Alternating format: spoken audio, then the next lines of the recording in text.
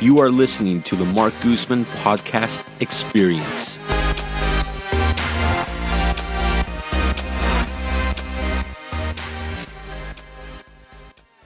Today, I want to answer a few questions that I've received from some clients. And Sam, let's get started. What's the first question?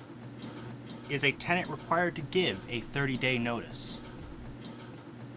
Okay, so the question is a tenant required to give a 30-day notice? So I get this quite a bit, and you really want to look at what's listed on the lease agreement contract.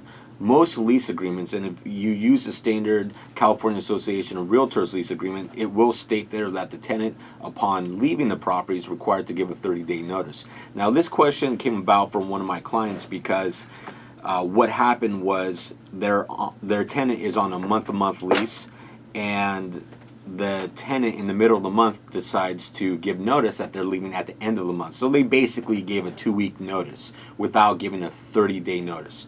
So the client's asking, well, if they're leaving at the end of the month, what happens? Are they really required to give a 30-day notice? Now, the lease states yes. So the answer is simply yes, they are required. Now, what happens when they leave at the end of the month? Well, you still charge them rent for 30 days. So you're going to go, so let's say, for example, on May 15th, they gave notice and they're leaving at the end of May. So you calculate 30 days, you're going to be into June, probably 14 days into June. And so you're going to charge them prorated rent from June 1st to June 14th. And then if they don't pay that rent, you deduct it from the security deposit. So that's the best and easiest way to handle that situation. Right. How should a seller prepare to sell their home?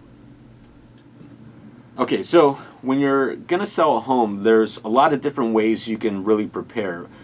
I really think the biggest thing that's overlooked when getting your home ready for sale is inspections. Many sellers want to save the cost and want to leave inspections up to the buyer. And traditionally, it's the buyer's responsibility to get inspections done, like a home inspection, termite, and a roof inspection. But I really think that a seller should do those in advance to selling their home. Now, a buyer still has a right to do their own inspections afterwards, but I really think a seller should do those inspections ahead of time. And the reason why is because it, number one, helps you price the home. If you find out that it needs a brand new roof, there's $12,000 in termite, and there's just a laundry list of just all kinds of different repairs, that's going to give you an idea of where you need to price the property, because any buyer coming in, if they don't know about these repairs or it's not quite visible, for example, then when they do their own inspections and find all this stuff out, they typically will come back and ask for a price reduction, or will ask the seller to make the repairs, or they just back out entirely. So it's way better and it creates a much smoother transaction when you get the inspections done up front before you list the property for sale, because number one, it helps price the property, and number two, it really avoids any issues down the road, because anyone who's going to make an offer on that property should have already reviewed not only the seller disclosures, but actually the home, termite, and roof inspection. Now, they're not that expensive either. You can go with a company called HomeGuard, which I'm a huge fan of. You set up an appointment and they come out and do all 3 inspections at once. So you can get a home, termite, and a roof inspection done on the same day. They give you all the reports within 2 or 3 days. Very convenient and pretty good price. I want to say it's around $700. So when preparing to sell your home, really look at getting inspections done, because it saves you so many headaches down the road. What is the biggest overlooked item from investors when buying a multifamily building? Okay, most overlooked item from investors when buying a multifamily building. So when investors are looking to buy a multifamily building, one of the biggest complications during the transaction is scheduling the inspections.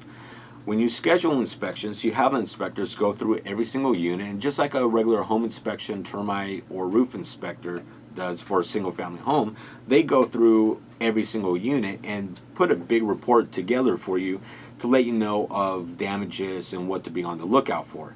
Now, many investors will look at these repairs and go ahead and budget these repairs into their investment purchase plan and eventually their exit strategy.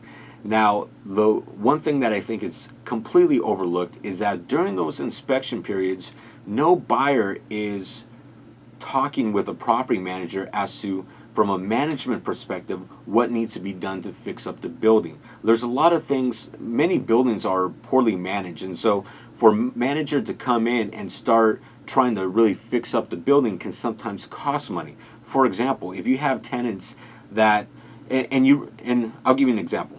If you're buying a multifamily property, ask for a copy of each tenant's ledger for the last 12 months to see exactly when they're making their monthly payments. Because if they're making monthly payments on the 1st, great. But if they're making monthly payments on the 5th or the 10th, or they're all over the place, one of the things you may have to fix is getting them to pay rent on time. Well, that may also include having to evict a person and replace them with a tenant who pays on time.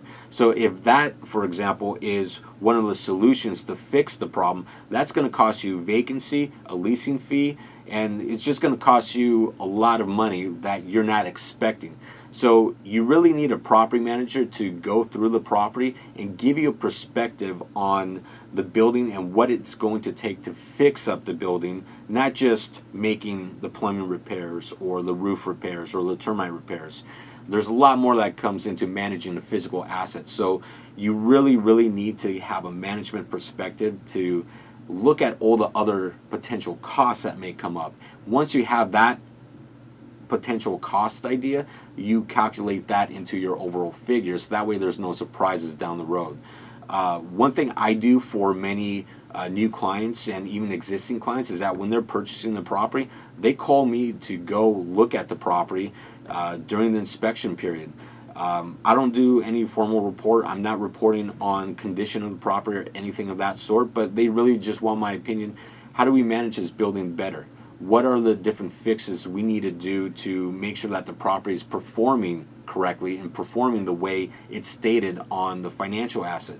So that's stuff that we look at and we can advise clients on. So that's pretty much it. Make sure if you're buying a multifamily that you have a property manager come by and give you their opinion on what it would take to make sure a building performs correctly. So those are the 3 questions I've had this week. If you have any other questions, please drop them on my Facebook, drop them in the comment section of this video, email them to me. You see me in person, ask me.